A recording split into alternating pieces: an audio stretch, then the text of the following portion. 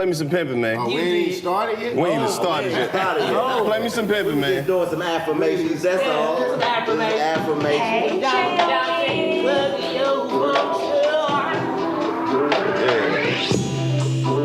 Gotta play some pimpin' while Snoop in here and let the mood get right. All the way.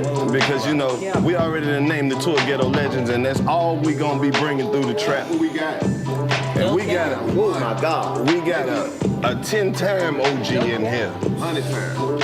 Undisputed OG. Nope. Speak on it. 30 years in the game. No cap. Hundreds of millions of records sold. A pop icon. A movie star. Not only is he a rap superstar, he owns the label that gave him his first record deal.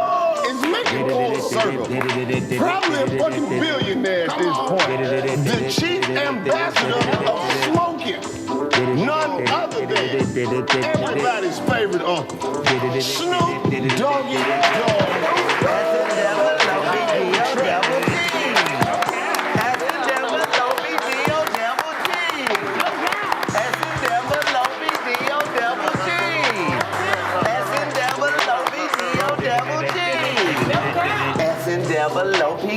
Double G. And we can literally quote this man's lyrics all day. Oh my God. Life lessons. Put them Frenchies up if you ain't got no motherfucking Doberman, no Rottweiler, put them little bit ass puppies up.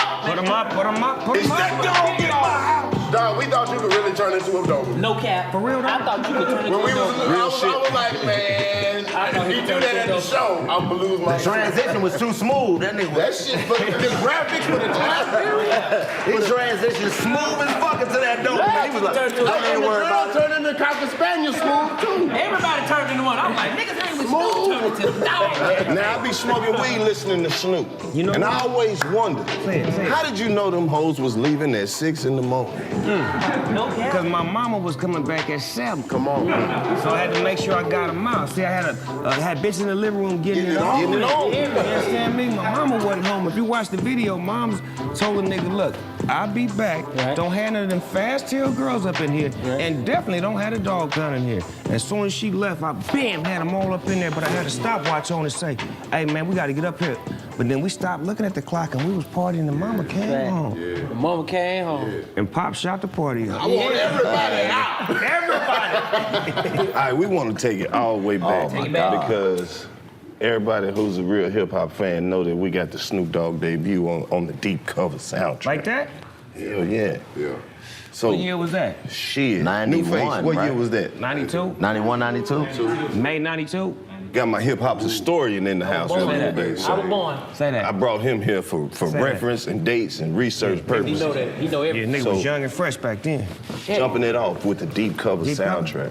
And you don't stop. Come on, man. Hey, man, hit this shit. Think you 5-0. Been dealing with you for 2.5 months. You ain't hit this shit yet. Yeah. What you saying? What you saying, Snoop? Deep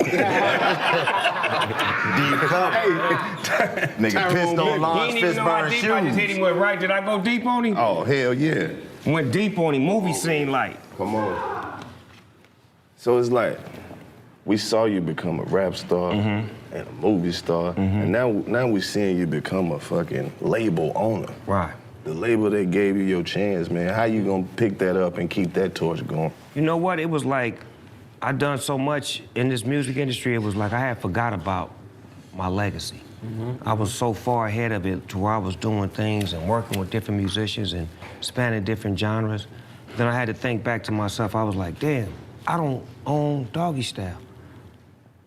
I don't own the Dog Father. Them my first 2 records. That's like my 2 feet to stand on.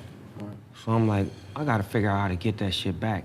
So for many months and shit, I tried to position myself as a businessman to go try to work it off. Like, you know, the people that had it, hey, let me come work for y'all and, you know, position myself to get my shit back through labor. Right. And then they wanted me to be a hoe. So, you know, the pimping, fuck y'all. I'm finna go over here to Def Jam and learn a little bit of corporate work, because I don't know corporate yet. Right. I only need a few months. Right. You give me a few months around the shit, I learn it. I'm a fast learner. Go to Def Jam, get a job in a position, drop a record, get Benny the Butcher signed, get Hip Hop Harry signed, learn a few tricks of the trade, find out that the niggas that had it that wanted me to hold for them, then sold it to some other people. So now, one of my big wig buddies called me and said, hey, dog, I know the people that got Death Row, and they don't know what to do with it. Let me holler at them. I know just what to do with it. So I hit them and like, let me work for y'all. The play was cool, but it's like, fuck that. How much to buy this shit? How much to buy Death Row first? How much for my masters? How much for all of the masters? How much for Suge Publishing? Give me all that shit. It's a stick up. Let's go! Let's go! Hey, man. Now, I've been following the play. Man. So the first thing you did was took all the music down. It ain't up now. Right. You got to pay to hear this shit. See, because it's a business, right? See, what niggas don't understand is that thing they call stream, right? How much money you get a stream? Bullshit. Some cent. Some penny. Okay, so we're gonna have to restructure this shit. Facts. You get a penny point of a penny. So that's what we're gonna do. We're gonna restructure this shit. Right. I'm gonna pull it down. When I put it back up, you're gonna pay me a whole lot to put it up. And then my number's gonna look different than everybody else's when it come back up. If not, I'll hold on to it and I'll create my own app just like Disney and Stars and Hulu. And 85 South. You know, we got an app. Hello, and it will be a Death Row app where you can get it here, and your membership and your subscription will get you all the access to it whenever you want to. So however you want to play with me, I'll play back. Right. And then do you, with you buying all of the masters and getting all of the music back, do you have stuff that hasn't been released? Oh yeah, it's a couple of records that's unreleased, and then I'm working with Tupac's estate right now because I got a great relationship with the people that's in control of his estate, and we doing some things together. So, and then Dr. Dre's Chronic album, you know, that's back in his possession now.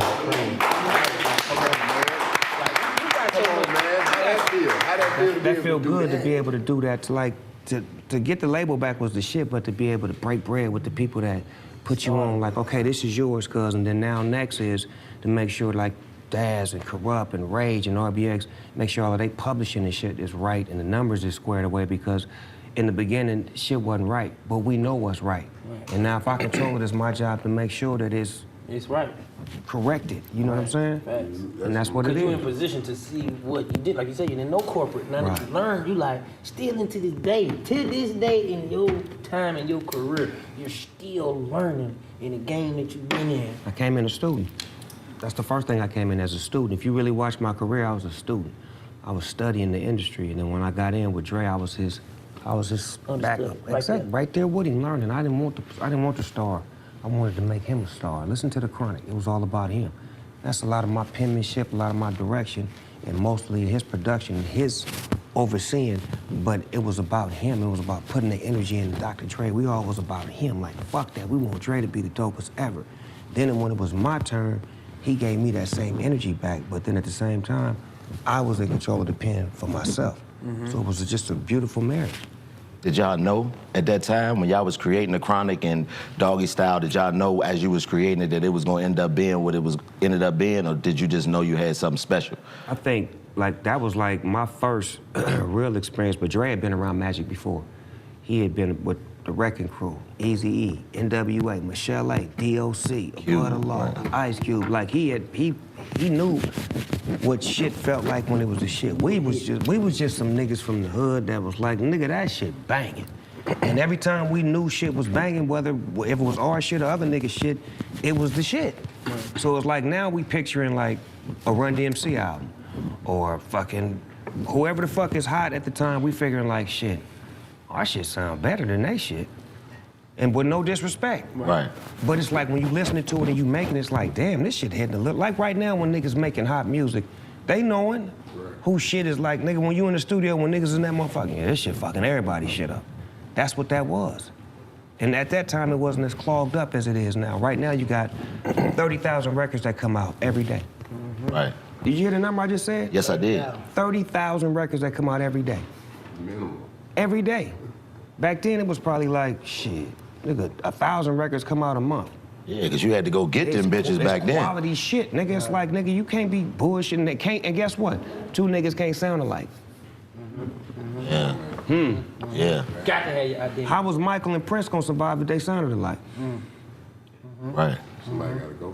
Snoop, Can't have a rhyme flow like the last nigga. let me ask you this. Like, looking back, in hindsight, all these years later, East Coast, West Coast, the beef, the media part, what the fuck was that? And how much do you think that cost the hip-hop community?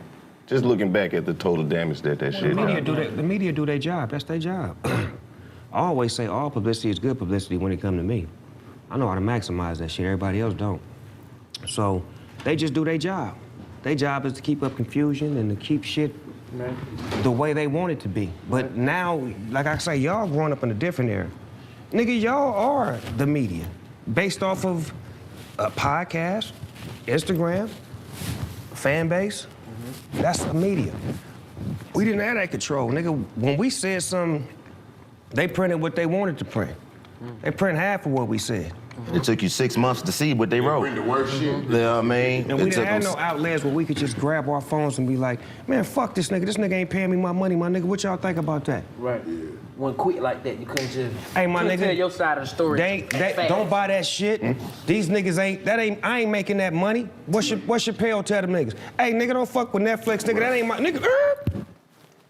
So we gonna fix your mic right quick. Niggas cut that shit clean up.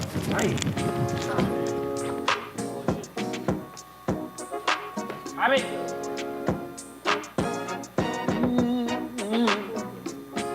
What's that? Go ahead, get out, cuz. I trust you. Look like some motherfucking sea water. He said, Like what's nigga, that? fish finna come out there. You sure that shit's real, nigga? Is that your fish water, nigga? I ain't gonna lie, Big Red got cheap. Y'all ain't seen them lately. They like, Like, God damn, give me 2 goldfish with this. He gave Snoop some detox water in this We good? We back? We back in? Mic check, 1 2 1 2. All right, we back. Welcome back to the 85 South Show. Yes, sir. Taking over America. no cap. One episode at a time. Voted the #1 black show amongst black people who spent at least one whole summer at their grandma's house.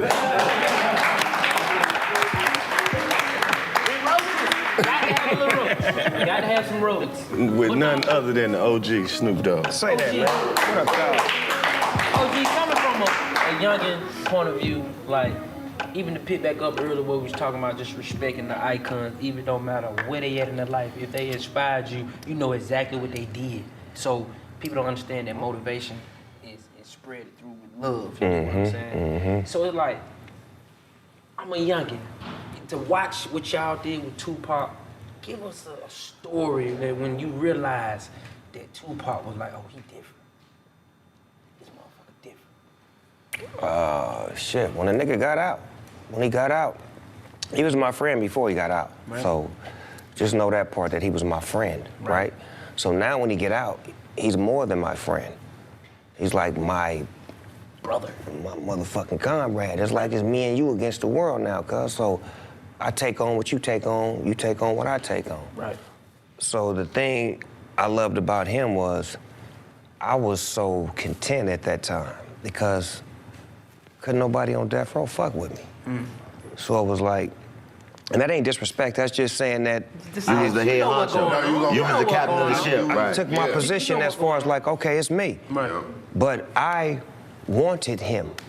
So it's like LeBron, hey, bring me cuz. Right. I'm gonna win with this nigga. Right. He ain't got no team, but that nigga play his ass off. He go crazy. Bring this nigga over here. Right. He teach me how to work harder. He like, we in the studio the first couple of nights he get out. I got a room, he got a room. We make a song, we in that motherfucker just listening to it for like 4 hours. Niggas got bitches up in there, niggas, this shit banging. Right. We go in this nigga room, he on his 5th song. This nigga make a song, as soon as it go off, pull the next beat up. We ain't finna be listening to that shit. That's the engineer job to mix that shit. Next song. Nigga, everybody in the, you rap, nigga, write a verse, let me see if you can get on this song. You got a beat, nigga, let me hear something, pull up something. Boom, boom, boom, boom, 5, 6 songs done. Giving niggas a shot that like, why you get that nigga a shot? Then you hear the song, be like, damn, that shit bang, who did that? That nigga that was in the corner that Pac let do the beat. Like, he was resourceful like that, like, a loving motherfucker in the studio, like, this kind of room right here, Right. love this shit, because he gonna find something that everybody can bring, even if it's all y'all say this shit at the same time.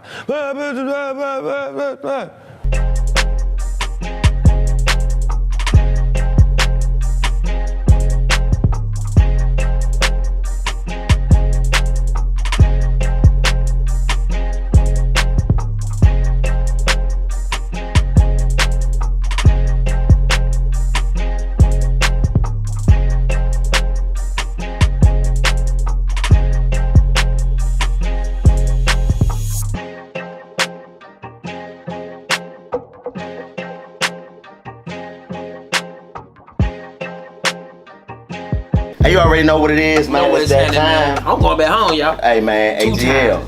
Twice. 28, 29. Where we at? What? ATL. The Gateway Center Arena at College Park. College Park. Atlanta. College Park. College Park, Atlanta.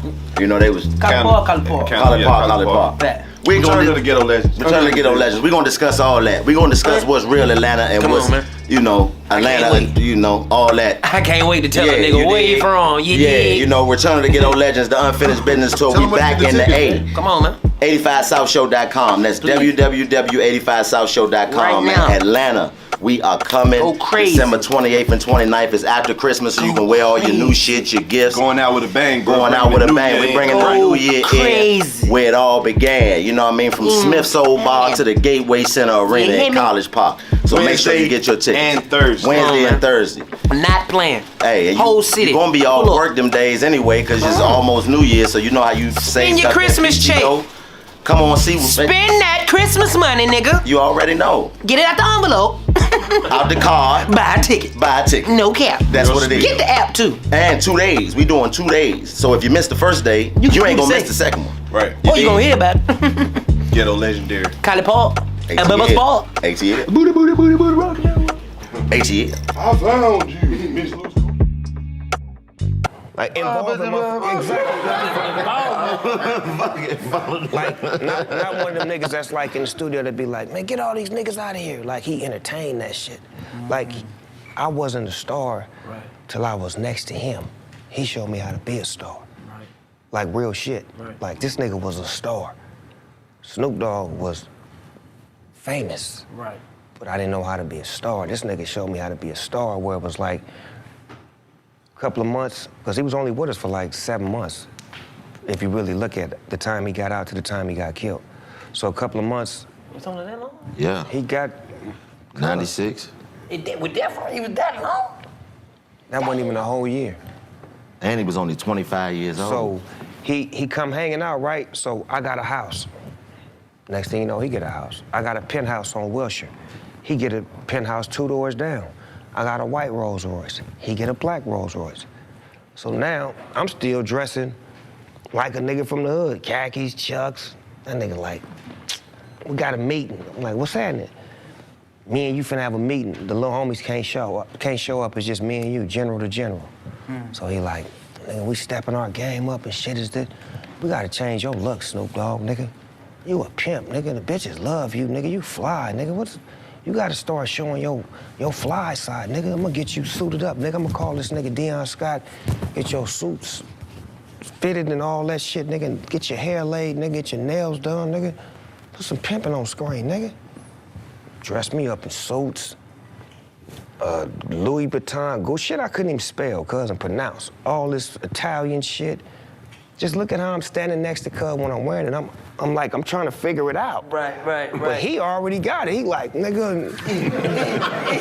I'm in that motherfucker like.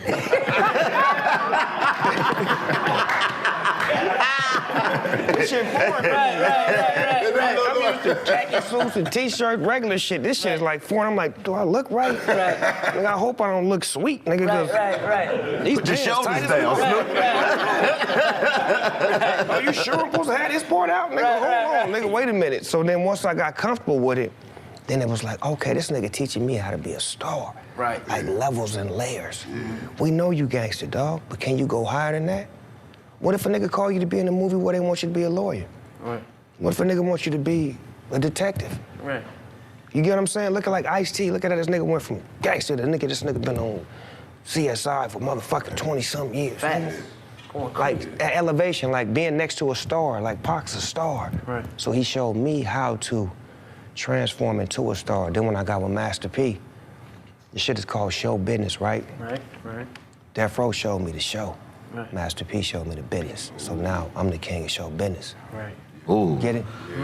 man, You ooh. was a student, so you done went in all these places and learned this shit. No Limit was a 3-year college run for me. Let me ask you this, did you know that the South fucked with you so hard before you got with No Limit? Oh, my family from the South. What's that? I knew that because it's like the way my voice sound is comforting to the South. It's got that twang to it. But it was kind of fucking the East Coast up because they like, this nigga sound like one of them country niggas, but he from the West. Right. It was subtle. But damn, this nigga saying some slick shit though. Right. So it was like it was breaking everybody's frequency because I got all that in me. Yeah. My family background in Mississippi. Yeah. Mama and daddy. I already know. We just Mississippi migrated. niggas everywhere. Mississippi niggas everywhere. And don't you ever forget it. Sip, sip. Come on. Yeah, your flow easy to listen to for damn near anybody, especially for the South. You like, yeah, you just sound like you talking. You know how you got a calling, you got a God-given talent and a voice. Like on any song, it's supposed your voice sound like it's supposed to be on there. Even if it don't, it made it sound better. You know what Babyface told me? What? Nigga said, Snoop Dogg, your voice is an instrument. That's real. It's not a vocal. And you have to treat it like that. He compared me to Miles Davis when I worked with him, cuz I'm like, damn, I wouldn't start listening to cuz music. And I'm like, damn, this nigga don't even be saying nothing on his music. He like, cuz his music is an instrument. And your voice is an instrument. That's why that shit fit with everything you put it in. It's just a matter of what kids played in. Fact. Nigga said Babyface told him that. The nigga that made shoot 'em up movies. You gotta take that goddamn advice. That's crazy. I had some vocal direction you- from Babyface back. Talk that shit, nigga. lit. Talk Yeah. that shit, nigga. Let me see, hit a note. I'm on my feet now, dude. No What were you saying? You just asked you about the No Limit. Like when you went down to New Orleans, I heard you say that you just saw how different the program was run by Master P. Like what are some of the first things that you saw that let you know, like, oh, this different how they doing it down here? They were soldiers, for real, organized, structured. And them niggas didn't play. And P was serious about his business as far as like, when I first got there, first thing he was saying was like, C, don't take that nigga to the Callio Projects, bruh. As soon as he turned his back, C took me to the Callio Projects. Soldier Slim, don't have that nigga in the Magnolia. I'm in the Magnolia. Right. So it's like I'm violating, but then I'm listening, and then I'm watching how they not listening. Then I said, no, I'm not gonna be a bad student. I'm gonna stop doing what they doing. Got me an apartment out there first. I lived in the No Limit apartment system. Nigga, it was like the projects, nigga. Everybody had an apartment in that motherfucker. It just was ghetto, nigga. No Limit Everybody apartment just, system. They They make a movie about that shit. Nigga, everybody lived in an apartment. It was some ghetto shit in Baton Rouge, nigga, I swear to God. From there, he was like, okay, we working at the ice cream shop. Nigga, the ice cream shop was a bank. Nigga, it was a bank at the daytime, and then at 5 o'clock, it was a studio. So the bank was right here and the studio was right here, so we couldn't come in till after the bank closed. Right. We in that motherfucking little ass room. It's a nigga in this room, a nigga in this room, and a nigga in this room. But it's a machine. And we working. We ain't even on my record yet. I'm on No Limit for like 2 months. We done did like 50 songs. I'm on his album. And P like, every album you get on, bro, you know you get paid this amount for... Niggas was like... Then he like, you ready now, Snoop Dogg? I'm like, I'm ready for what? He like, come on. And we ride through this gated community. He like, pick out which one you want. I'm like, I want that one. Sign it in your name. You and your wife go down to that dealership. Pick out whatever two y'all want. Which one you want, boo? I want that one, in your name. It's the first time shit was in my name. Everything was in Suge Knight name. So this nigga showing me off the rip, I paid that nigga, gave you some chips. Now I'm finna buy you a house in your name, get you and your wife some automobiles. You ain't gotta go back to California, nigga. Spend your time in school and get your degree. And that's what I did. That's crazy. That's real, bro. And that was real humble of you just to, because you was already Snoop Dogg. Right. Right. Just But to I say that wasn't. I'm going to go fuck My with spirit wasn't that. See, that's what you gotta understand. Right. Them niggas broke my spirit, man. Right. They broke me, bring it man. back, bring it They back. broke my spirit, man. Look, Doggy Style, working on Dogfather, win my murder case, Dre leaves, Tupac get killed, Suge going to jail, Death Row want to kill me. Damn, nigga. Take a nap. This That's all in the same crazy. year. Yeah. Didn't cry, didn't complain, didn't beg, didn't ask nobody for nothing. Took it on the chin and just stood tall. That's what I was going to ask you about the Murder Was the Case album. Going through all that shit, you know, that was one of the roughest times in the Snoop Dogg whole, you know, journey. Like, you still was able to pull off that album and it's looked at now as a classic. Like, how was you able to just switch that shit off and still go to work? Because I wrote the song before the murder case.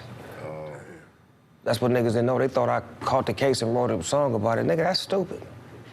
Back then. That shit that punk, like, no cap, right, No, right. it's like back then, my era, the rappers, we wrote either life or death. Just look at my era. 91, 92, 93, 94, 95, 96. Most of the rappers wrote their life or they wrote their death. I was in the prime of writing death. Murder Was the Case. I wanted to make a song like that because I heard a song Ice Cube had where it was like, down on the pet spot, it's me and JD and we selling more birds than a pet shop. Oh, why did niggas have to let loose? I heard 6 pop from a deuce. A black car service. About him getting shot, getting took to the hospital and some shit, but I was like, nah, I want my shit to be about me cutting a deal with the devil, then getting sentenced to the pen, and blah, blah. My story was like that. Then the shit happened. Not exactly like the song, but the shit happened was like, damn, I'm in a motherfucking murder case. So business has to continue to move. Right. So naturally, niggas like, nigga, that song is the shit. I was like, hey, cuz, this is why I'm fighting the case. I fucked around and seen Thriller again. I don't know how I seen it again, but that shit came on from the beginning. It was like Quincy Jones and all them niggas and all that shit.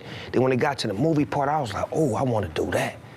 I said, hey, Dre, cuz, let's do Murder Was a Case like Thriller, cuz, like a movie, where it ain't just a video, but it's a movie, nigga, where nigga acting and going to.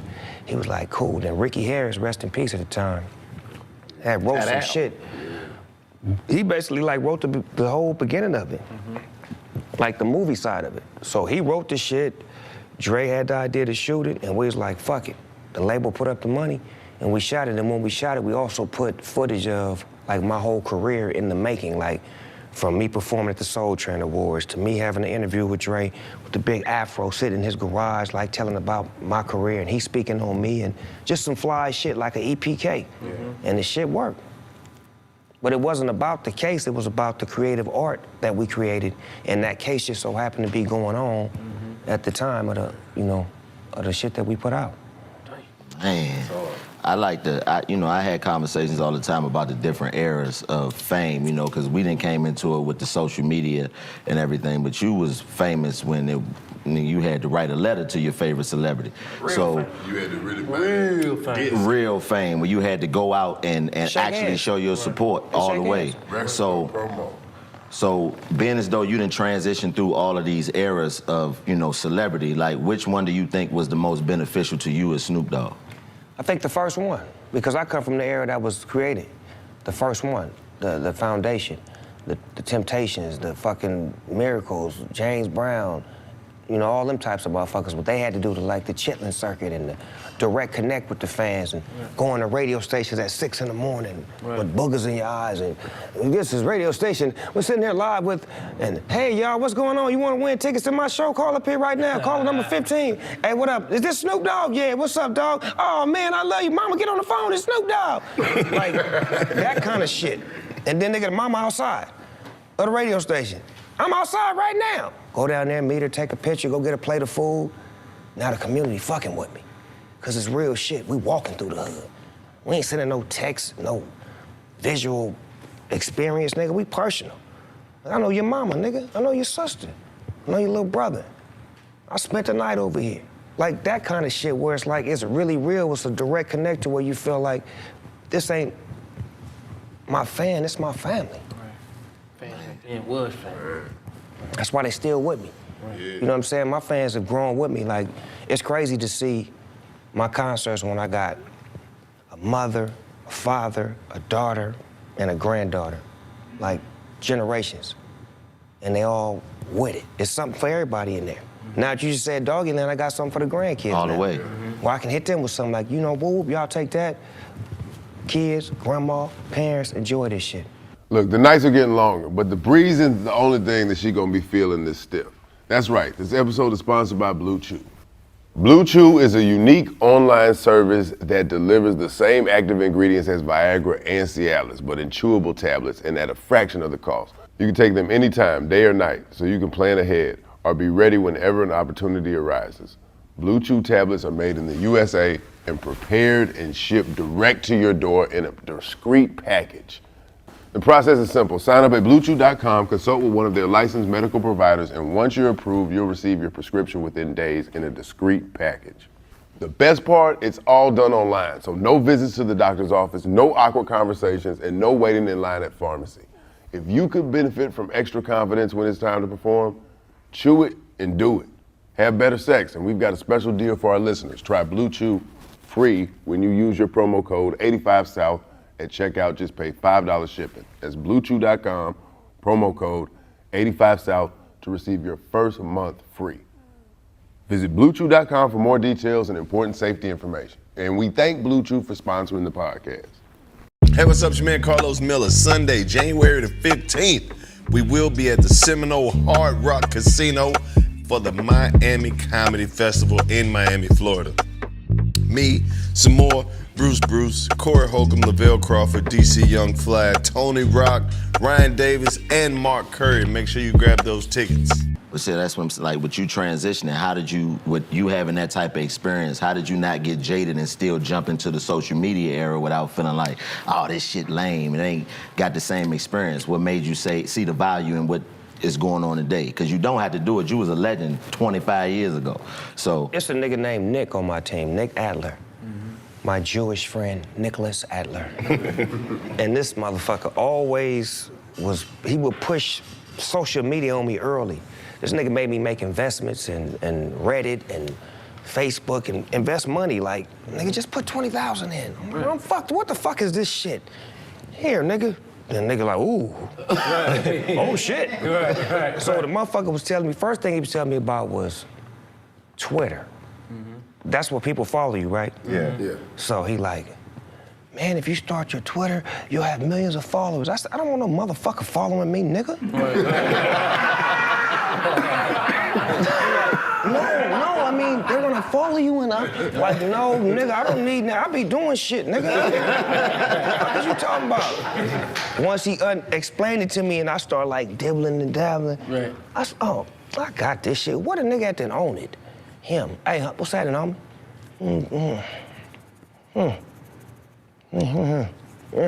Let me tell them, hey, how you doing? Yeah. Then the thing come out, the Instagram thing come out. Right. He put me up on that. I'm like, man, this is just pictures and shit in the beginning. You know, it was just pictures, right? Right, in the video came. Yeah, so this is just pictures in the beginning. Right. Just pictures. I'm like, man, this shit's so motherfucking goofy, nigga. This shit's so good. Nigga, look at this shit. I'm finna take a picture of carpet, nigga, and watch 30,000 motherfuckers like it. I just took a picture of the carpet. Right. 5 seconds later, 30,000 motherfuckers like it. I'm like, that shit goofy, cuz. Look at this shit. I can just post anything and niggas, and I said, oh, wait a minute. yeah. I can just post some shit I'm selling, or some shit I want you to show up to, or some shit I'm promoting, or a positive message, or some shit I'm trying to get off. Then I start thinking like a businessman, like just maximizing like, then the niggas from Instagram do an interview and say, hey man, our company was regular until one celebrity got behind it, and then we became a $100 million company. That celebrity was Snoop Dogg. See, I didn't have that game though. I didn't have that game to get the piece of the pie. I need it. I didn't have a game to get a piece of the pie. I need it. See what I'm saying? Right. So now we know better. You Right. knew better, you do better. Facts. So moving forward, to the brothers and sisters out there watching, when you're valuable, know your value. Ask for equity. Ask for a piece of the pie. Don't just take that little snapback that they want to throw you up front. You want a piece of the pie to make sure that you're getting a piece of it after it continues to grow. If you grow a brand, you should be a part of the brand. It's real. It's real. Hell yeah.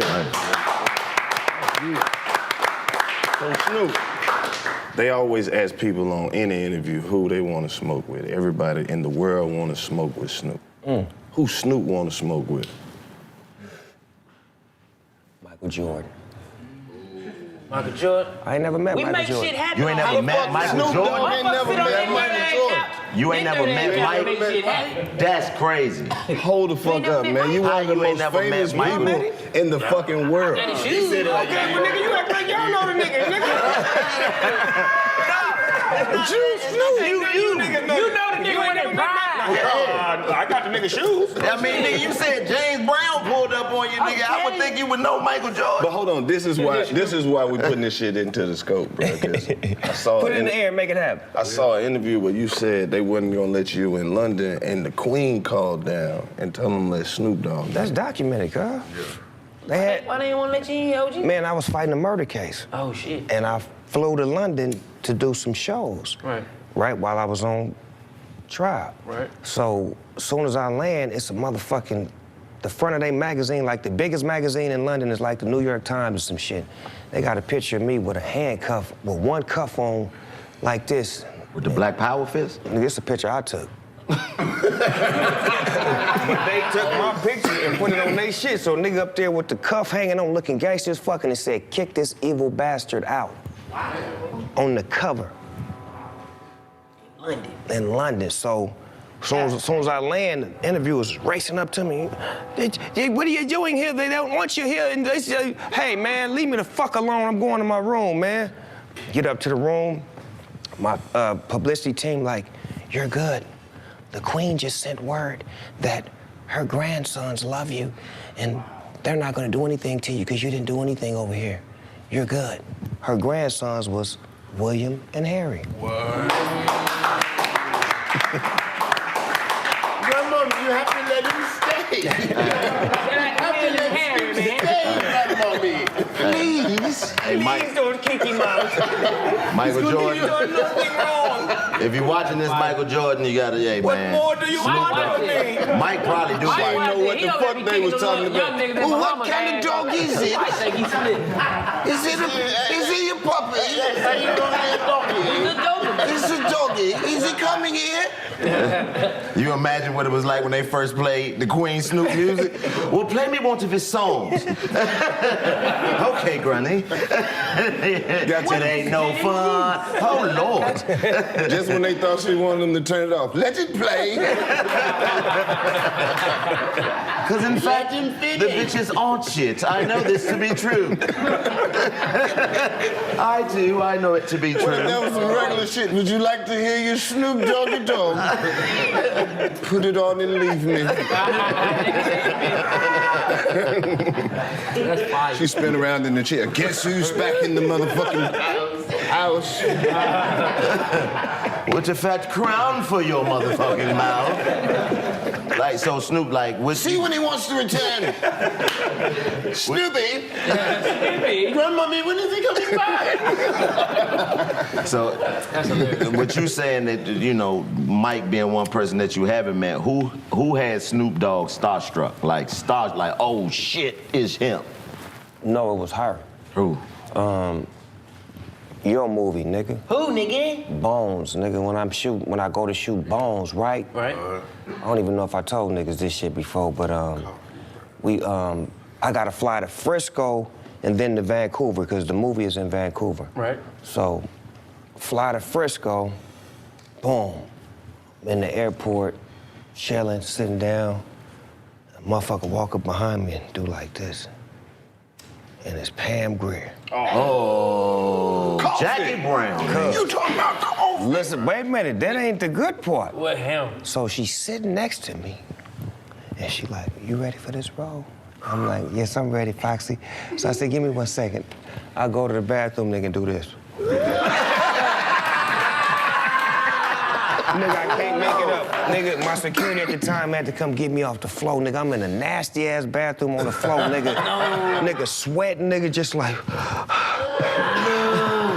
I swear, cuz I'm like, nigga. You imagine a nigga walking in that bathroom. Hey, Snoop, what's up with you? What the fuck? Nigga said, what's wrong? I said, cuz, I just met Pam Grier, cuz. Pam Grier out there, cuz. Nigga put water on my face. I regrouped, sit next to her. Nigga, me and her seats is side by side, nigga. She just, it's amazing the way she making me feel comfortable, cuz this is my first starring role. Right. I'm nervous. I'm shy, and then it's like, this is Pam Grier, cuz to you young niggas out there, what Holly Berry was to y'all 5, 6 years ago, you understand me? Right. Yes, Pam. Believe it, the queen of black exploitation, the queen. Come on now. So she had me rattled, man, and she comforted me though. She like took me back to the hotel and gave me a nice little meal and just gave me the conversation that I needed to have, cuz to feel comfortable on screen. Because I guess her seasoned veteranship showed that I wasn't, ready like that. So she got me all the way ready, cuz Pam Grier had a nigga starstruck, cuz with some real shit. Oh my God, man. Okay. That's a man sit in a bathroom. Nigga. Man, you know that shit stank. And you know what's crazy? It's niggas that tell that story right now that nobody believed till right now. I told you that was that nigga Snoop on that airplane on that bathroom They clean them floor. bathrooms. This is what I gotta ask though. How did you link up with Nate Dogg? You know, Nate Dogg, a legend, rest in peace. R.I.P. And man, the shit, the Greatest. shit that greatest. y'all did for the West Coast and 1986, cuz we was in at Poly High School. Nate was in the 12th grade, I was in the 10th grade. We was in science class. I don't know how we was in the same science class. Yeah, Nate was probably a little bit behind. Yeah. he has we catch up on. Big science class, nigga. So we was sitting in the back of the class, cuz, and I would beat on the tape, making beats and shit, and this nigga would be singing like other people's songs, Right. but he would make them dirty. You know what I'm saying? So he would like flip a nigga Luther Vandross song and sing some dirty shit. Nigga be laughing and shit. Then we had 7th period together, which was PE. So we had a nigga that would beatbox. A nigga would beatbox, I would be rapping, and they would be singing along. And we just became like dogs. Like, we both love music, we both love fucking with the women, and we love playing basketball. And we just got tight like that. And then Warren G got into the equation because he was always trying to do music. Dre is his brother, he wanted to be a DJ, he wanted to be a rapper. He was always pushing rap on me, so the shit had to come together because Warren G was like one of my best friends and Nate Dogg was becoming my best friend because of the school we went to. So like after school and in our afterlife with selling dope and becoming teenagers, we clicked up and became 213 because it was a group in Oakland called 415. That was the shit. Richie Rich and D-Lo. And we liked them niggas so much, we was like, we need to be 213 so we could represent Southern California. And that's how Nate Dogg, Warren G formulated our group. Man, one of the groups that I love that, embodied that sound that y'all created was the Dove Shack. Like, did you have anything to do with that? Like nah, them little homies. But 2 Scoops that was in the group, when I first started like writing raps, I used to use that nigga typewriter. Snoop, you wrote raps on a typewriter? Hold up, this might need to go in the Smithsonian. You wrote raps on a typewriter? Look, nigga.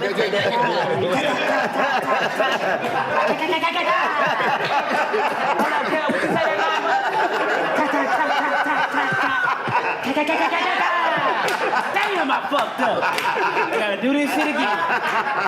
Hey, man, I fucked up. I put 2 E's in bitch. Oh, man. It's supposed to be bitches, not bitchy. I was writing on paper, cuz, and then I would lose my shit. And this nigga typewriter was organized. This nigga had paper organized and shit, so I'm like, I'm just gonna type my shit up. Nigga, I used to type like 65 words a minute, nigga. Oh, no, you gotta speed up, DC. Do it fast.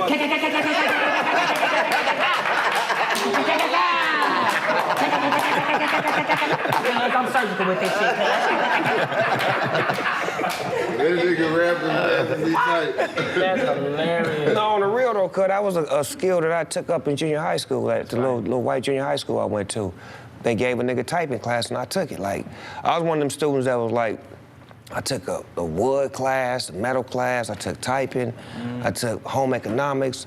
I took classes that was like different. I didn't just want to be in the class with the homies and shit and then go home and get a whooping and get in trouble for fucking up. I was trying to pick classes that was like different and shit. And then some of them classes had some bad bitches in there too. So I'm looking to see what the bitches is at. Bitches in home economics. Right. I'd like to have home economics. Right. Can I try out for that? Glee Club? Right. Some hoes in there, hold on. You was in the Glee Club, nigga. So tell us, man. Hello, Chico Bean here again. January 6th through the 8th, 2023. We pushing this shit out. You ain't got no excuse not to know I'm coming. Improv in Tempe, Arizona. I'll be there for 5 shows, so get your tickets. And I ain't even gonna read this one long, because this shit in January, so you got plenty of time to get your tickets. All right, so, I know it's gonna be around tax time. You're gonna be getting your W-2s, so think about me when you start to think about what you're gonna spend that money on. January 6th through the 8th, 2023. I will be there. Hey man, English Major merch live right now. ClaytonEnglish.com. Go get you some, man. We got all the HBCU inspired colorways, man.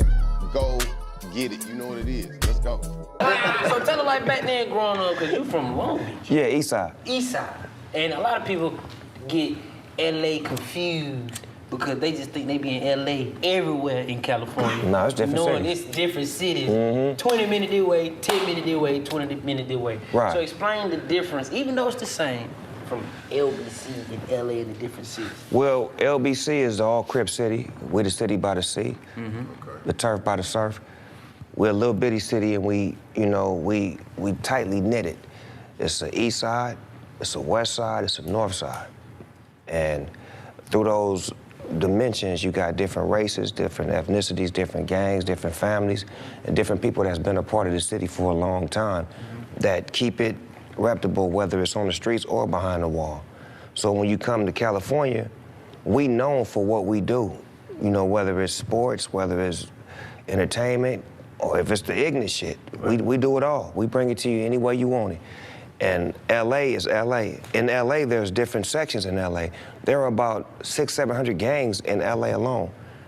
So it's not about the city, it's the hood you from. Right. Because LA is the county, Right. but Long Beach is the city. Now, speaking of hoods, that's something that anybody that comes from one knows is very delicate navigating, getting out and being able to still have a presence there because you don't want to leave your people behind. But that comes with a lot of, heartache and pain because you lose people along the way. And so how have you navigated that? You've been in the game since 1992 and you made gangbanging worldwide. You helped take it worldwide. Even though, it was the most positive aspects in watching you personally, it still comes with what it comes with. Right. So how do you navigate those people who still are in that mentality and never gonna come out of it while you still gotta go be Snoop Dogg all over the world? Well, what I did was, I created a, you wanna wait for that train? Yeah, they running a train right now. You wanna wait? Why we ain't in there? No, I don't wanna be in that. Okay, all right, talk to me then. Too loud, that mother. You done went back to when you was on them porno movies, yeah? And we'll get to that though, I had them. Did you bring them new You made me forget the question when you brought up porno. No, it was just about you navigating, being from the hood, being one of the guys that was originally from your set and what going it into is? superstardom. If you follow my career, I put a group together called the East Siders, right? East side up, east side. Big Trade E, Trade E from Insane. Goldie Low. Goldie Low from 20 Crip. which is rivals. It's not rivalry, it's family, but it's tension and it's misunderstanding based off of old beefs and old shit that happened, but it's actually family. This is Long Beach. These are the biggest gangs in Long Beach. These are the gangs that run the city. And what I mean by gangs, I don't mean like terrorizing, I mean like organized structure.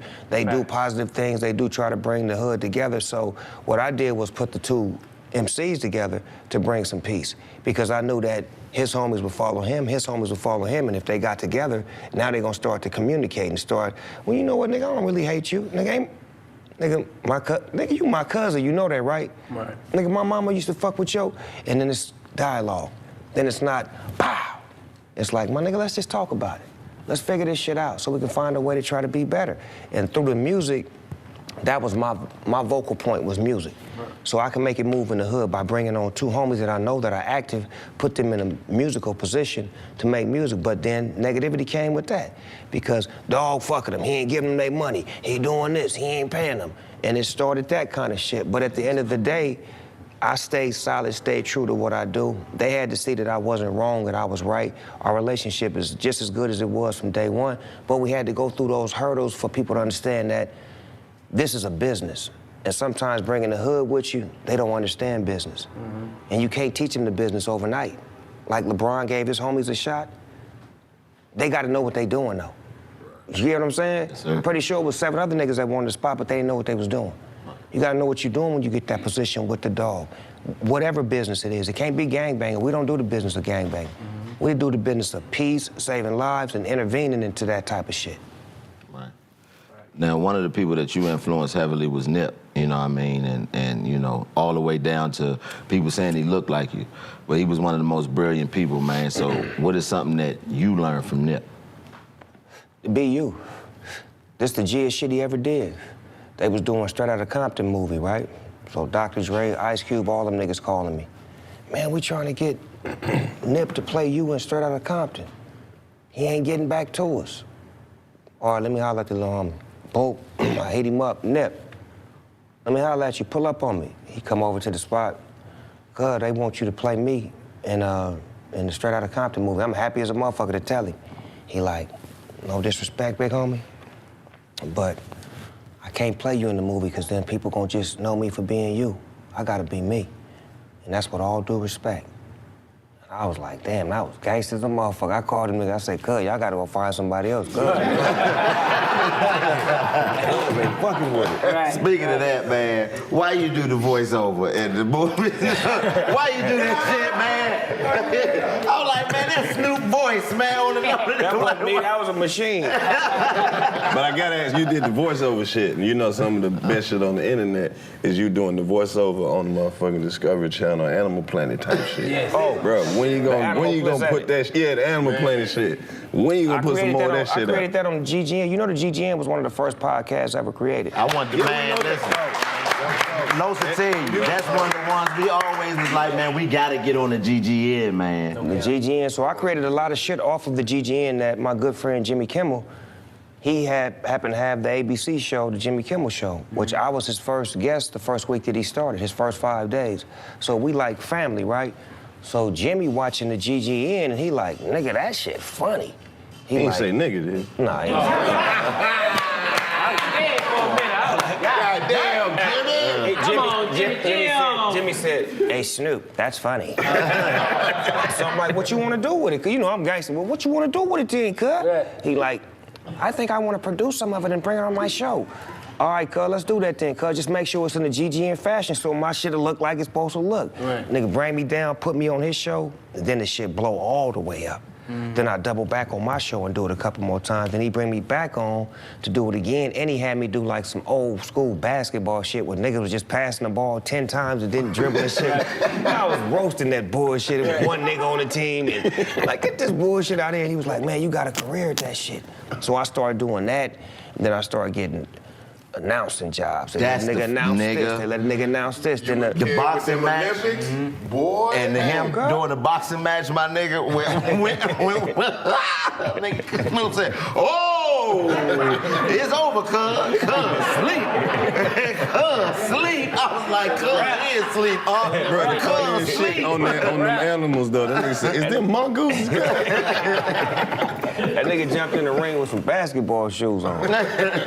Now, speaking of that, man, how do you know, is that something that you learned over time to just be Snoop? Because, you know, sometimes they'll book you for shit and they be telling you what to do, and I'm sure a lot of times you go in for stuff and they be like, well, we want you to talk like this or do this. How do you make them know that, man, the best thing I can bring to this is me? Well, in the beginning, I didn't have no control. I had to, like, basically take what was given.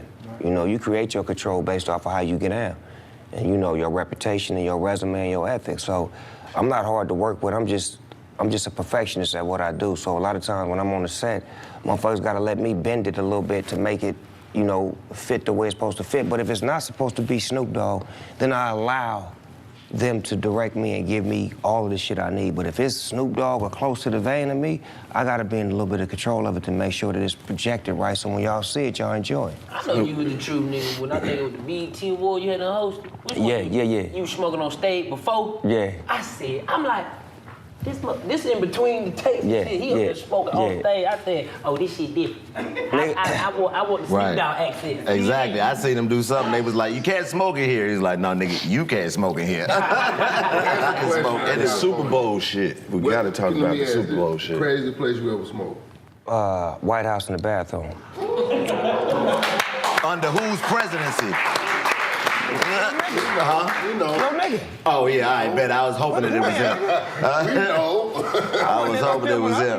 We ain't gonna say what happened. We know he probably crept in there. Hold That on, nigga- but was it relaxed or was you like, man, I'm gonna do what they say. I'm gonna do See if the shit. Secret Service can really keep a It secret. was Herbie Hancock was getting inducted into the Kennedy Center that night. So I performed. Michelle Obama, all of them up there, they rocking to the music. Woo, say ho, I'm making them do shit that niggas don't normally do at this event. Right. Say ho, say biatch. They up there rocking. So afterwards, we got Nigga, dinner. look out, see Nancy Pelosi. Biatch! Nigga, is that the Senate? They got that Bubba Rock out there. Snoop Dogg bitches ain't shit. Look. So later on, they do a dinner at the house, right? Right. So it's only one nigga in there with me, Chris Spencer. Right. So, yeah, we in that motherfucker, right? And he like, nigga, how you get in? I'm like, nigga, how you get in, nigga? Right. So we meet Obama and shit, well, what? So I'm moving around. I'm like, nigga, I'm in the White House now. I need to move around, nigga. Fuck all that. I move around to the kitchen. I'm like, where the butler at? And the butler come out the back. It's a nigga, too. I'm like, what's up, cuz? I'm like, where the bathroom at? Come, I'm trying to woo-woo. He said, you trying to do number one, number two? I said, nigga, I'm trying to woo-woo. Number 3, nigga. Number 3. Where is that, nigga? That nigga said, 2 doors down that way. Right. I said, you sure? He said, yeah, the food smell gonna drown it. I said, this shit here loud, nigga. So I went to the bathroom, pulled it out my sock, cause you know, Secret Service and patted the nigga down 100 times, but they didn't feel that thing down there. Right. Pull him on out. Yeah. Iggy!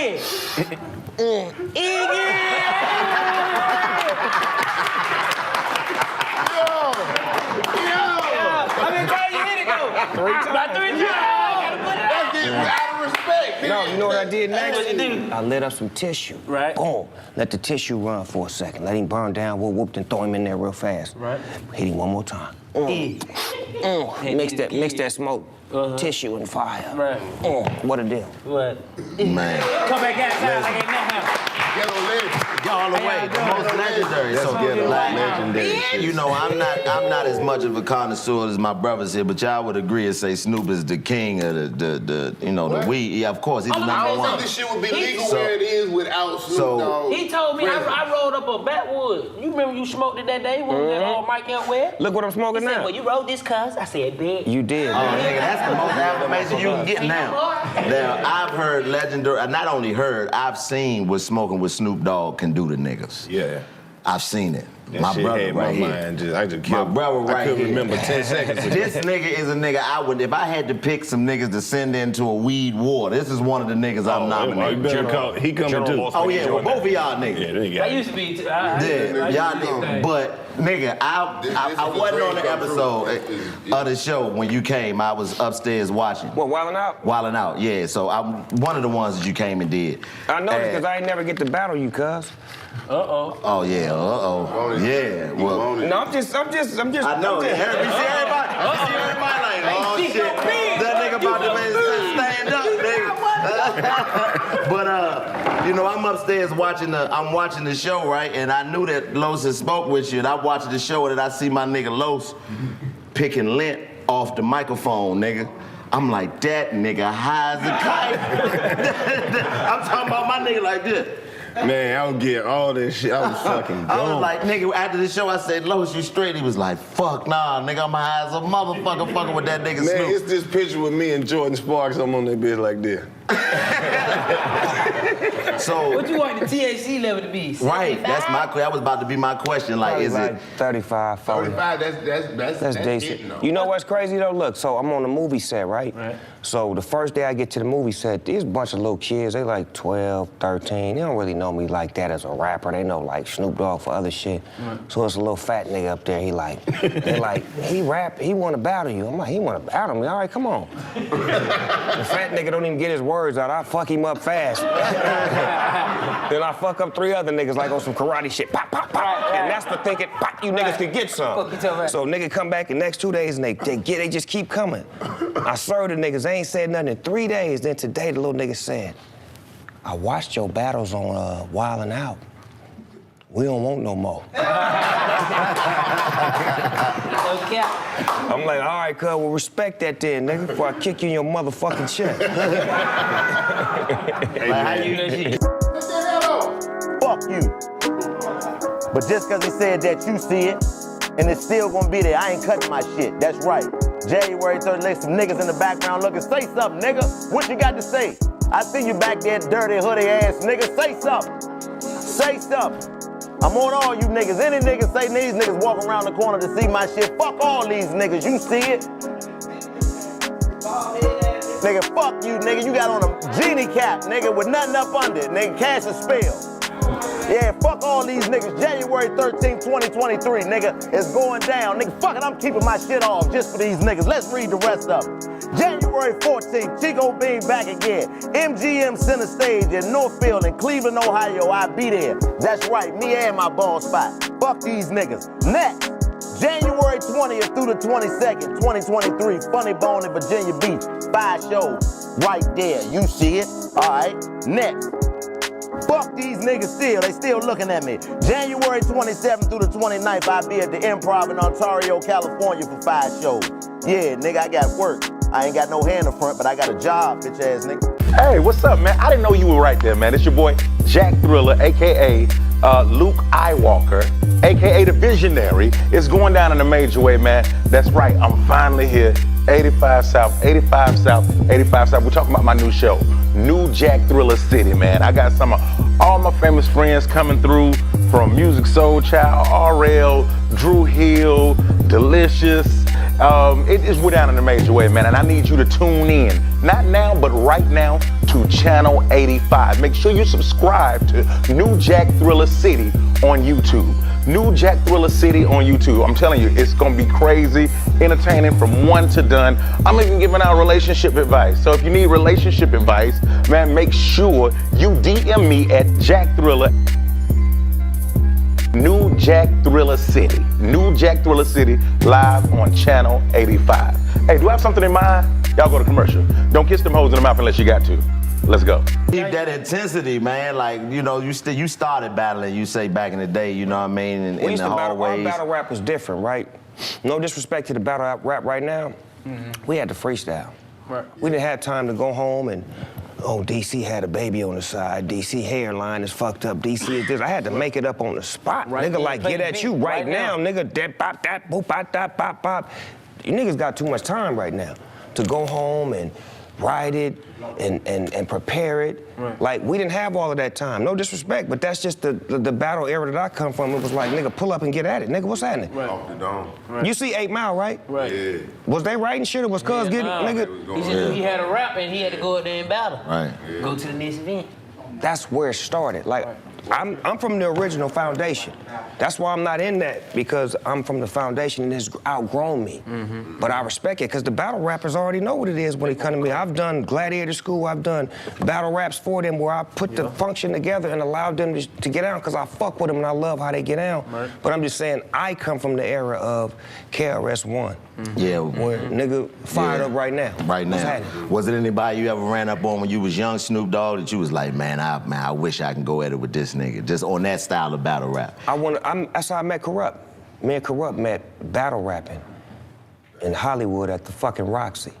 It was a talent show for my homies Perfection, which was the Twins, Folsom, Domino, and Beefy Loco. They got toe jam. Yeah. All them niggas was in one group. Them niggas was in one group called Perfection. So they go to a talent show in LA, and they do their little thing, but they don't win it. So when it's over with, it's a female in the streets, and she talking to my homies like this. You Long Beach niggas is weak. My homeboy will serve all you niggas. She talking to my niggas like that. God damn. So I didn't perform. Right. I'm just with my niggas. So she like, yeah, nigga, my homeboy serve all. Here he come right now. And it's corrupt. This nigga, skinny little nigga. She point at one of the niggas from Perfection. That nigga just started sawing this nigga head off. Pop, pop, pop. Pop, you niggas are pop, pop, poop, pop, pop. But he freestyling. Right. He right now. Right. So he taking all the niggas out. Them niggas is like bowing down. They ain't even saying nothing. I come off the wall like, nigga, what's happening, nigga? Bop, boop, boop, boop, boop, boop, boop. He fired back. Boom, boom, boom, boom. We going at it like 15 minutes. I can't get none. He can't get none. It's like we just swinging hard and ain't nothing penetrating. We end up like talking about, nigga, your jacket is fresh and your shoes is tight. Dog, you niggas come here. Be this nigga friend. Let's get friends. I swear, nigga, we ended on the ground. When we was standing up, we ended like this. Nigga shaking hands on some like, nigga, cause we couldn't fuck with each other. Right. Like a movie scene, nigga. Nigga got up. All right, you done? You done? You good? I'm through. You through? You good? Nigga, I'm ready to go home, motherfucker. Nigga, on the ride back home, niggas was in the car like, cause they had never seen me like that with nobody. Niggas was like, that nigga was hard. They were like, you had to pull out your best shit on that nigga. I'm like, I know, cuz. I said, cuz, if I ever make it, I'm gonna go back and get that nigga. And I went back and got him. For real, he got Look one at of the coldest verses ever written. Well, if Corrupt gave a fuck about a, But see, I I'd wanted a always nigga be on my broke. team that could challenge me. Another nigga like that was my cousin RBX. Now, my cousin RBX was the greatest rapper I ever battled, because he's the only nigga that never lose to me. I battled him like 7, 8 times in my life and never beat him. This nigga had a song called My Vocabulary, where he had big-ass words and understood the meaning, then he went backwards with the words. Then he had a song where he used to always fuck me up. It started off like this. Laying in a field, baffled and perplexed, once again, the powers of the X, wondering, will this war come before I am ready? It is time, load the weapon. This is the doormat to the funky format. Now step in, slam the door, hit the latch. Let me manifest the words of a rock. This nigga was hitting me with shit like this in the 80s. I'm like, shit.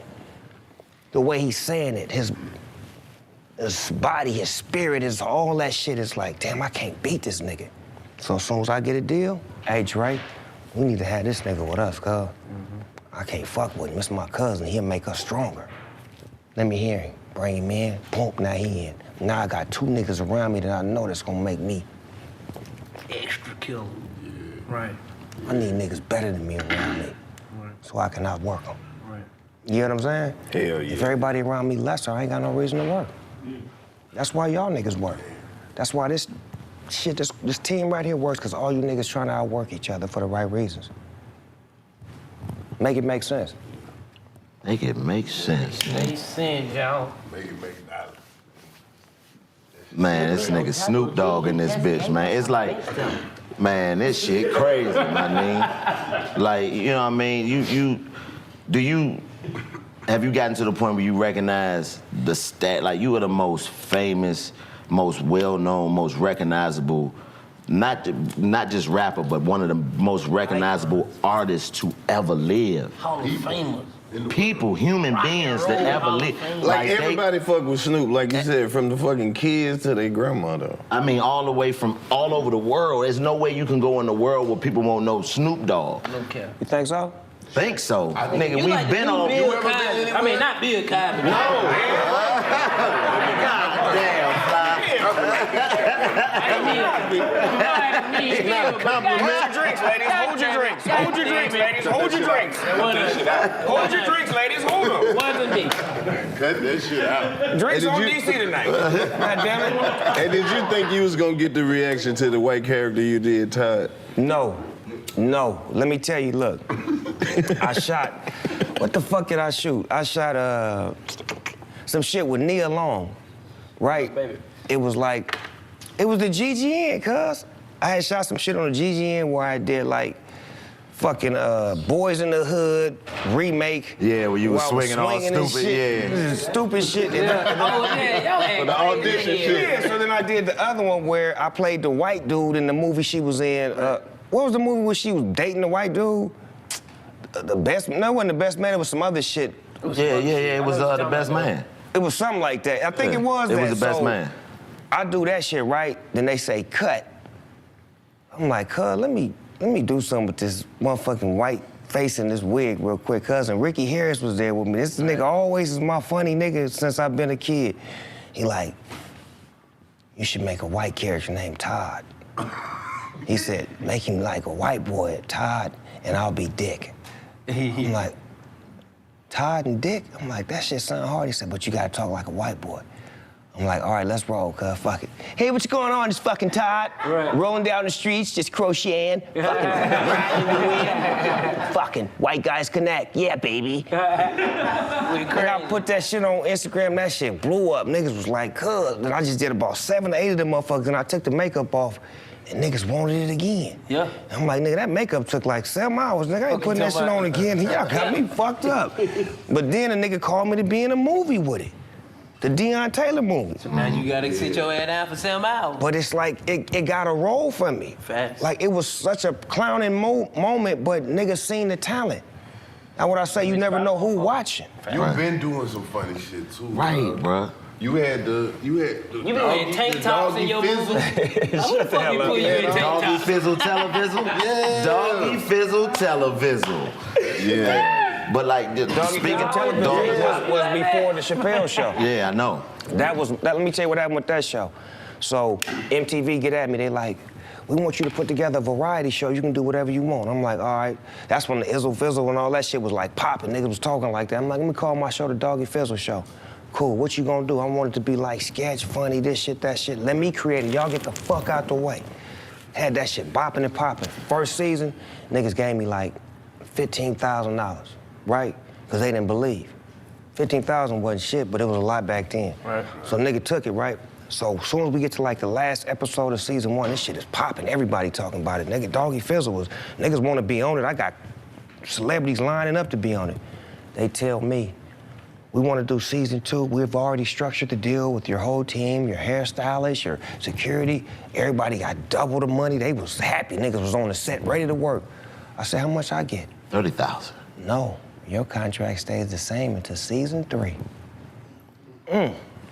Who you talking Boys, to? season 2, episode 1, everybody on my team in there, the hairstylists, they just all in the trailer. 7 o'clock, 9 o'clock, 11 o'clock, 1 o'clock, 4 p.m. Tomorrow. This nigga's not showing up. Right. I called MTV, y'all can eat a dick. Fuck, y'all got me fucked up. Fuck y'all and this show. Nigga, I don't need this show. Nigga, I'm Snoop Dogg. Fuck Doggy Fizzle. And walked away from it. 2 months later, the Chappelle show was on. That nigga was getting it in. Oh, yeah. And that's my homie. Right. Yeah. So I go do his show. Right.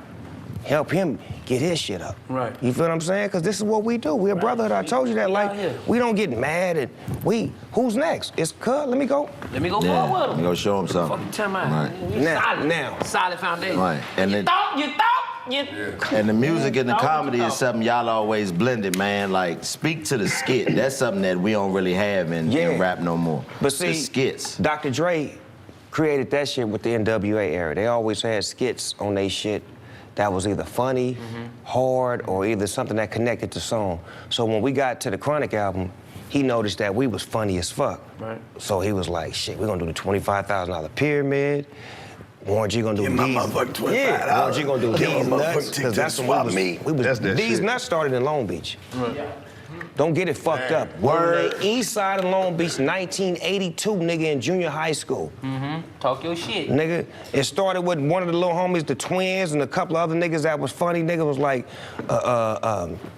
hey man, the homie looking for you. Nigga said, who? Dun dun dun dun dun dun dun dun dun.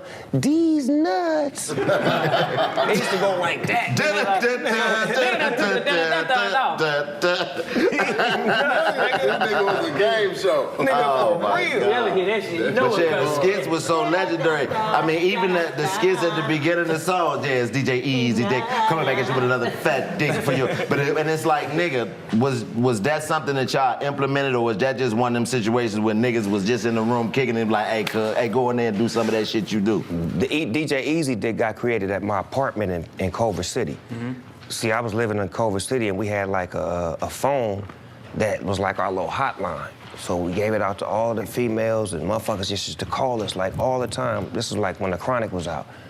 So when they call it, Ricky Harris would be answering like a radio station. This is radio station W Balls 187.4 FM on your dial. So we making tapes. Dre hear the tape. We need to put that shit on the album. Let me produce it. Everybody's got to hear this shit. W balls, W balls, W balls. See, bringing that component behind what he said. Shh.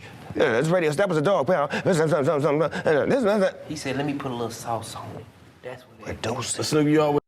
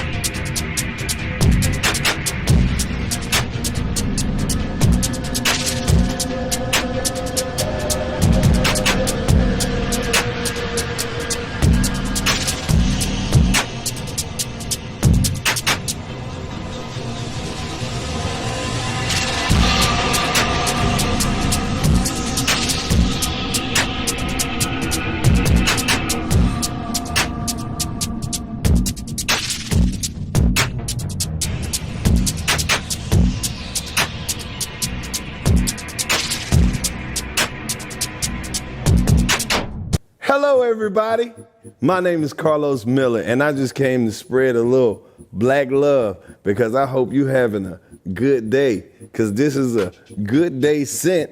That's black love. Since I love you so much, I want to give you my discount code, my personal discount code, and go and get 25% off. LOUS. Kind of look like love if you write it fast. But if you use my code, you'll get an additional 25% off if you go to the Good Day Sense website and buy you some of these dope ass candles. Man, that shit really do smell like black love though. Like after black people been holding hands with some cocoa butter on. That's love. Use my personal discount code so you can get you some of these nice ass candles. And have a good day with a Good Day Scent. 25% off, LOUS, black love, one of my favorites, because I love you. And you're black. Even if you're not black, the code still works. That's the beautiful part about it. It's crazy. I'll see you next time. Always throw some funny shit on there like, bitch, I'm gone. Which one That's my shit. Which one of you bitches like me? You fuck with that? Oh, that's in my top Bitch, I'm five. gone is my Bitch, shit. I'm gone. I can't breathe. I gotta go. Oh, exactly. I gotta wanna be call around the gas in the way I go. Which one of you bitches like me? Yeah, we the 9 Inch Dicks, cuz that's my it's my group, my little alternative group, you know. And our album is coming soon. You imagine audition? Yeah, my name is Chico B, and I'm here to audition to be a member of the 9 Inch Dicks. Ladies, take him in the back, see if he qualifies. Where you taking Death Row to? What's the future of Death Row? Wow, great question.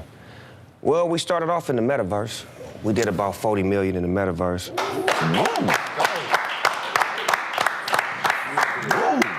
Now we plan to go around the universe. I want to do Death Row India, Death Row Africa, Death Row Asia, Death Row Tokyo? Everything. I just like how that I was want to said. go global. I want to take it global. Global, because you got to look at it like this. That logo and that brand is so well known, it's so established that it's time to start letting other countries give it a shot at what they sound could be, because Death Row was just a small company with a big ass dream.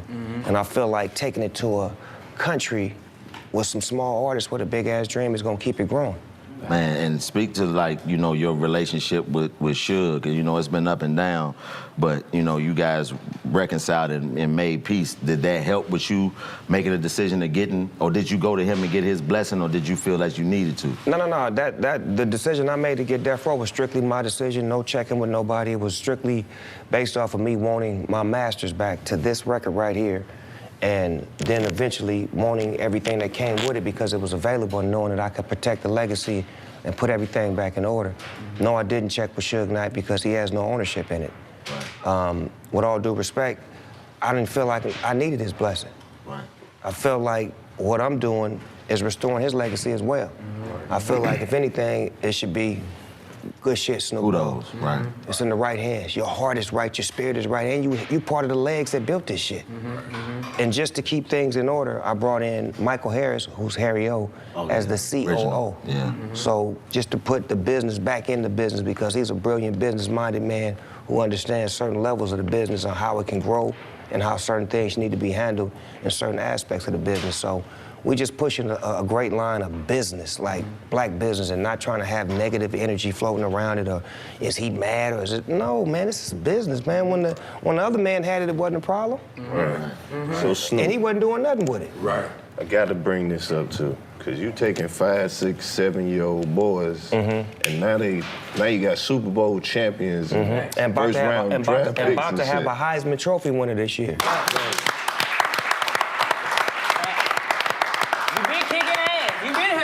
Kick Man, ass. just speak on the program, how you got that started, how you got the foundation, to, like I said, you got Super Bowl champions and Yeah. Heisman Trophy winners at this That's point. my most prized possession is the Snoop Youth Football League. We started in 2005. It's an inner city youth program to help, you know, youth have a solution to some things to do. And it also helps ex-gang members become coaches and role models and mentors. And we've been doing such a great job with sending kids to high school to graduate for the first time, to college for the first time, to the NFL, and even to different ventures of life, not just sports, but life in general. I got some kids that are sheriffs and lawyers and Rhodes Scholars and dentists and things that you wouldn't even imagine that came out of my league. And it's beautiful to see it blossom and grow into what it is. And then in 2017, we created the Snoop Youth Special Stars, where we deal with kids with special needs and autism and handicaps. Had to bring the football Yeah, league we doing up. our thing, man. And like I said, we got a kid right now that goes to Ohio State, C.J. Stroud. He's, you know, top 5 right now in that Heisman running. And he played in my league, and he's one of the kids that we're very proud of, alongside with a lot of other kids that have done their thing and made us proud of them and their achievements. Whether they go to the next level or not, we just proud of the fact that they was able to follow their dreams and do some things and still call me coach to this day. That's like the best feeling in the world. Like Uncle Snoop is a great feeling when people say that, Uncle Snoop, what's up, Unc? But damn, that coach, that feels so much, that shit hit different. What you think about what All right, Prime Coach. got going on down at Jackson State? Jackson State? Hell yeah. Prime got some good shit going because what he's doing is he's bringing in the awareness to the HBCU and making it fun and friendly and making it, you know, available now. Because for many years it's been, you know, covered up. And there's a lot of talent that can be displayed there, a lot of opportunities, a lot of brotherhood, family, business, and just blackness. Yeah. Like, come on, man. Like, where I come from on the West, HBCUs don't get no run. They're not talked about, they're not pushed, they're Ain't not nothing over promoted, there they're for not real. offered, they're Ain't not nothing none of over that. there. One, right? None. There's none, yeah. Zero. Stop in the Midwest. So it's like, who's Lincoln. coming from there to say, hey, y'all, come to a HBCU? But when you see a Deion Sanders making it look like it looked, the locker room popping every week, they winning, and oh man, I want to go there. Yeah, Man. we saw it. We saw it. You In know, the we ain't food gonna in say the who parking didn't. lot, Lord have mercy, man. The Prime food saw parking it. lot, He that's called me restaurant before. food. He called me before he took the job down there. Oh yeah. Talked for a long time. This was before he agreed to this shit. Cause it was another school he was thinking about. Yeah, but we saw the value in it before he went down there. Everybody Hell else, yeah. you know, we was down here arguing with Gilly the kid. Oh, man, nigga, that nigga got a penalty running down the sideline. Man, Man, listen, man, listen, that man. nigga screamed me down. They not getting no fucking 5-star. He ain't gonna do nothing down Then this nigga get a whole penalty running down the sideline. See that, Gilly? See? Don't do that. They got tape on your ass, boy. Be on your ass, That Gilly. tape on mine, boy. Hey, man. I told you about that shit. Now that 500 I owe you from that Steelers-Eagles game, we're gonna just charge it to the game. Yeah, man. Hey, Put it on your tab. Man. you still fuck with the man? What? Now, I seen you get mad. Ask him. I seen you get mad. Ask him. You know what's happening? Ask him. Nah, but I man. don't know what wrong with him. I need to be in a competition or some shit. Nah, Man, like a medic. I don't know who he was playing that had him mad. It was shit. Fuck this shit. Shit stupid as fuck. Man, look at this dumb man. Fuck this shit. I said, Snoop, I'd never play with Snoop, nigga. Break your controller. Didn't I beat you though? You did. I said no more. But then you ran away. I'm like, I'm texting this He nigga think to play. I beat you. Yeah, but I'm texting you to play. We was talking on the Xbox. Hey, DC, what's going on? You win, nigga. It's invisible now. What's going on, I'm man? ready to play tonight. Don't do it. I said tonight. Don't do it. Coach. All right, one more thing. What's up with the hood flicks? What y'all want to be in? Whatever. You know, babe. Everything. I told y'all about the Watch TV series. That's perfect for y'all. Yeah, but what I think we need though, I think we need some sort of movie where we can showcase all of these bad motherfuckers that's popping in the social media world that haven't been produced. Facts. Like, it's some great talent that's floating around. The way you guys have connected and came together, it's a lot of individuals out there like you guys used to be. You feel what I'm saying? They're not being produced, but they're making great content. Like, shit that's funny, where it's like, nigga be seeing it, be like, damn, that shit funny. If a nigga could just opportunity. Yeah, you nigga always could show love to produce that Ha Ha shit. Davis. You show a lot of love on your how social that media nigga- to him. What's the nigga Eddie Murphy when he did Harlem Nights? When he took the best of the best, but he made them characters that fit they shit to where they could be the best. Right. Like, we need one of them. Well, all you funny motherfuckers and all you niggas that can act and doing all this shit and creating content was like, nigga, put the camera down.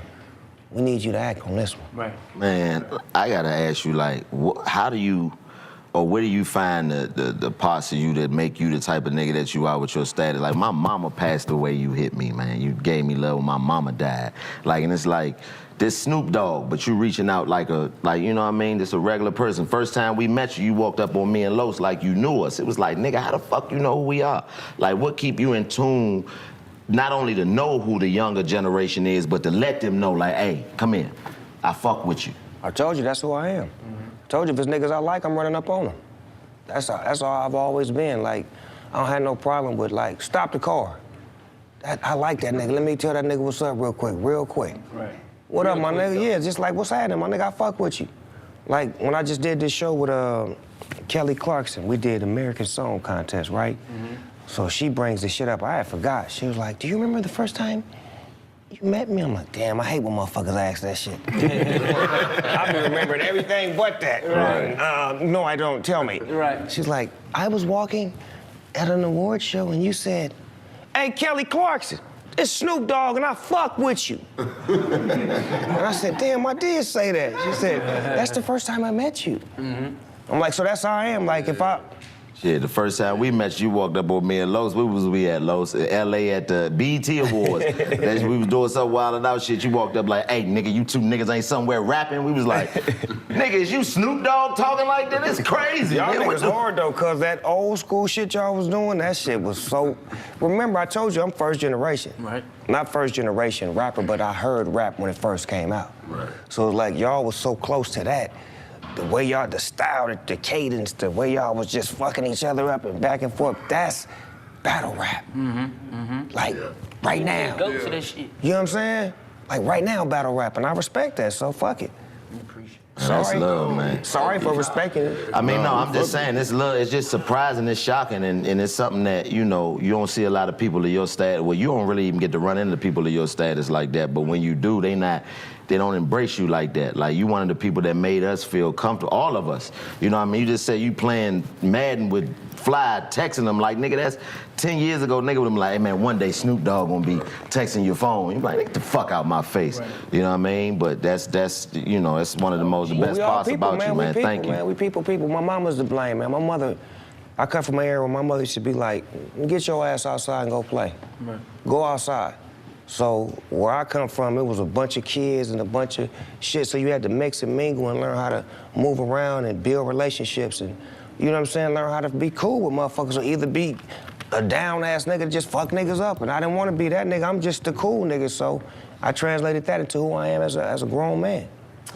Legend. Thank you, Icon. We appreciate Hey man, you. since you hold up, I got one more thing to say, cause it's like we seen you have a whole career, and we seen you turn, like you said, into a businessman. You seen you sell all kind of shit, like one of the kings of marketing, bro. What kind of advice would you give to the next generation that got the access to the internet to build? How would they build an empire with all this shit? You gotta have something that's worth buying first. You know, so build your brand up to where you ain't selling nothing. It's selling itself. You know what I'm saying? Like, that's the cold part about what I do. I don't sell nothing. The brand do. Hey, man, I got one last question. Where can I get them glasses from, nigga? I need those. Where are those? Here, nigga. Oh, nigga, you serious, man? Them bitch, he called. We got a shadow. Oh, no problem. You wanna see what they look like on? Oh, the Walk of Fame. That was special, cause my mama was there, my daddy was there, Warren G was there, Dr. Dre was there, nigga Quincy Jones was there, and the nigga that was there that just fucked me up the most, nigga Kareem Abdul-Jabbar, nigga. What? Nigga, the captain was there, nigga. So, I'm just looking around, right? And I'm like, damn, I must have done a whole lot, cuz for Quincy Jones, Kareem Abdul-Jabbar, and motherfucking Dr. Dre to be here. So I'm like, I ain't even got no speech, cuz. I'm up here just looking at shit like, damn, everybody talking and saying cool shit, Dre reading this shit, niggas is reading this shit. I'm like, damn, what the fuck I'm gonna do? I get up there, cuz, and I look at my mama, and I just come up with some shit like, shit, I wanna thank me.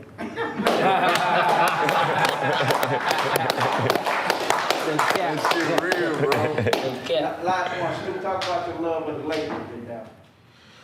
Ooh, that's rough, cat. You gonna make that the last question, nigga? You got it on. You mean that? You got it on. Deal? Yeah. We'll be all right. Yeah. It's 82 games in the season, cuz. It's all good. Don't trip. We're gonna be all right. Look, I'm a diehard, man. Like, one thing about me, I bleed purple and gold, man. Magic Johnson is my friend, man. You know what I'm saying? Kareem Abdul-Jabbar is my friend, man. Right. I sit down and chop it up with these brothers, man. Like, these are my childhood idols. Like, you know what I'm saying? I know them and I can holler at them. So it's like, when we have a bad season, it's okay, because we had so many good seasons. Right. And this championship trophy I got on my arm, if you notice it, see that KB down there? That's for Kobe, cuz. That's I'm walking around with that spirit in my arm. And then on this side, I got my left hand man, Nate Dogg, with me. You know what I'm saying? So we good. Now, you know it wouldn't be right if we didn't bring some goddamn hip-hop artifacts through here. Y'all got some artifacts? Oh, my man, Newface got all the artifacts. all the Blueface, shit. bring something while I roll up this last blunt for the highway. One more thing to that Super Bowl Oh, Super Bowl? in the Crazy. city. If you see I blaze up something before I came I out. saw that shit, bro. Come on, man. That's what I thought you was gonna say when you said the craziest place you smoked was the top. Lay them out, Newface. The White House bigger than the Yeah. No cap. With the Super Bowl. was the case. Nigga, what? Nigga, look at the VHS Nigga, tape. who got a VCR? This is a special one. This is Doggy style, but this is The doggy style. Yeah. Yeah. Got the real I one. said that at my house, nigga. What? Nigga, what? Yeah, I watched it in mine. we got Snoop right there. Me in the game? Snoop right there. That's G shit. Snoop right there. No, we good, cuz. No, don't rush the clock. We good. We still going. Yeah, take your time, cuz. Don't go fast. I can't read that fast. Still going. You got a lot, man. I've been on the Source magazine that many times. Yeah. Snoop right there. 1, 2, Bro, look like it's Snoop Still magazine. blaze. 5, 6. Damn. We got the You got more. I did say what I said on that song, I'm living my best life. I've been on so many different stages. I've been on 100. That's the legendary. Yeah. For that only be 7 months, I don't think people know that was. You spoke about that. Bad news travels fast. Nah. Talk about Lil half dead put his dick on her head. Caught the tape. You know. Papa, he got a little half dead shit in there. East side is right there. Yeah, that's that doggy style.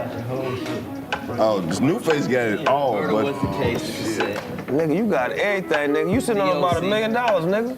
that man got a Santa Claus It took it off streaming, so I can use it on my. Hey, my nigga, it's coming back. We got. But see, I'm gonna let you get your money before I pull it back up, though.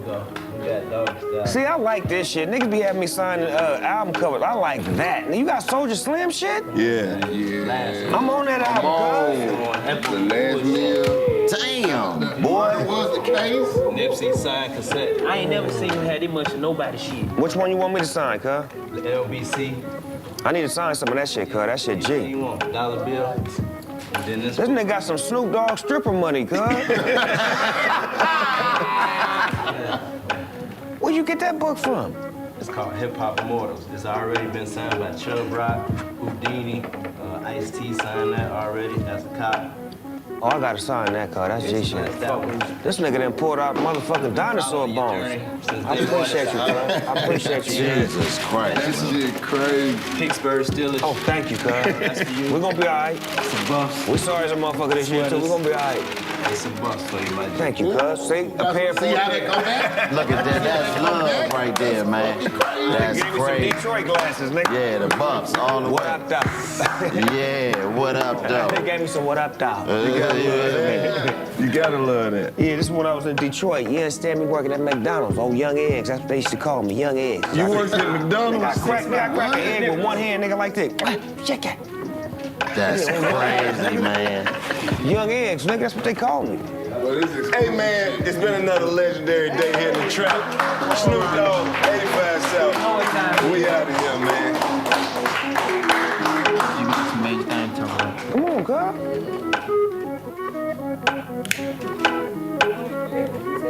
Niggas know I don't go out, cuz. When I'm out on the movie set, I don't do no going out, cuz. But I made it a must to pull up on y'all. Man, thank you, man. Thank you. You